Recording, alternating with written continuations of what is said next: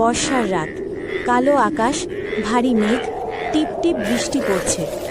বজ্রপাতের আলো সানিঘাটের পুরনো সেতু দেখা যাচ্ছে। সানিঘট, এই জায়গাটা নাকি আজও লোকজন কেঁপে ওঠে। বর্ষার রাতে এখানে কে যেন হাঁটে, কে যেন হাসে।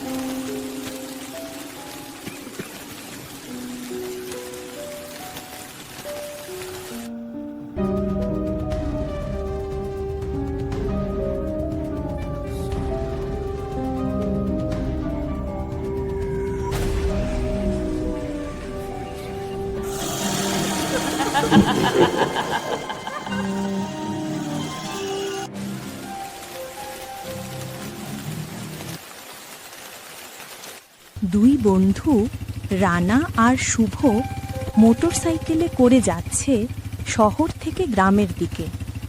এদিকে আকাশ দিয়ে বৃষ্টি পড়ছে টিপ টিপ করে। ওরা দুই বন্ধু যখন গ্রামের রাস্তায় ঢুকলো, প্রচণ্ড বৃষ্টি হচ্ছে, হালকা হাওয়া বইছে।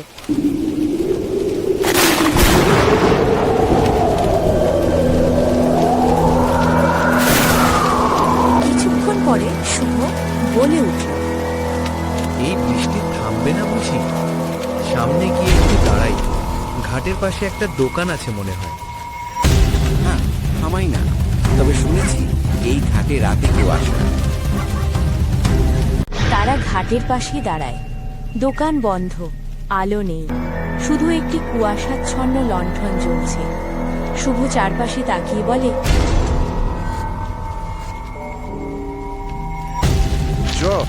সামনের দোকান ঘরের দিকে এগোই।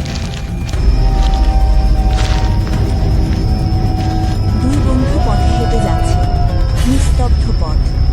দূরে শিয়ালের হুক্কা হাওয়া ডাক, প্যাঁচার আওয়াজ, ঝিঝি পোকার আর্তনাদ।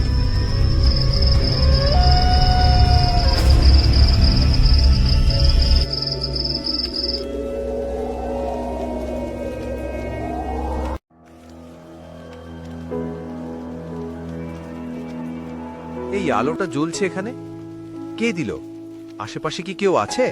কে জানে, হয়তো কেউ এখনো আছে।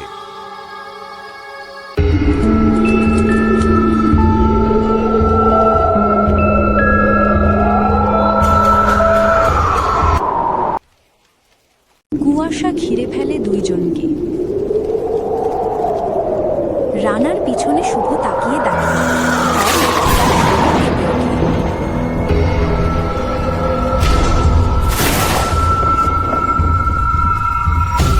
রানা, তুই পেছনে তাকাস না। তুই দাঁড়িয়ে আছিস, ভূত দেখেছিস নাকি?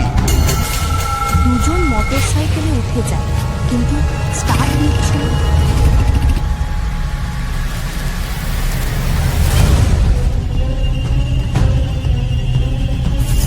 আজ রাতে আমরা সামনে ঘাটে থেমে গেলে মারা যাব।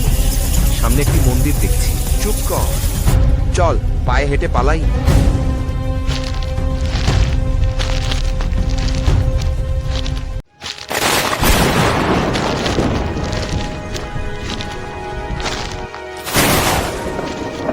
তারা দৌড়াতে দৌড়াতে ঘাটের পুরনো মন্দিরে ঢোকে।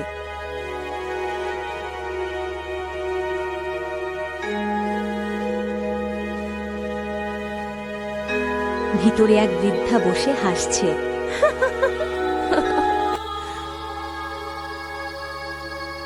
তোমরা ভয় পেয়েছো? ও যে ভূত না বাবা, ও আমার মেয়ে। বৃষ্টির রাতে হারিয়ে গেছে বছর 20 আগে। আজও আলোটা জেলে রাখে কেউ।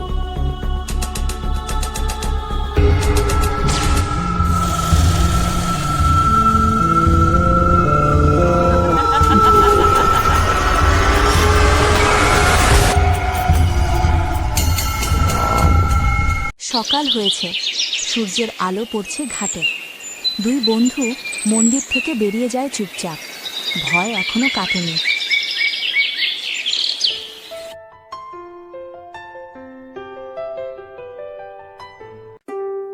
হ্যালো বন্ধুরা, আমাদের গল্পটি আপনাদের কেমন লাগলো তা অবশ্যই কমেন্ট করে জানাতে ভুলবেন না।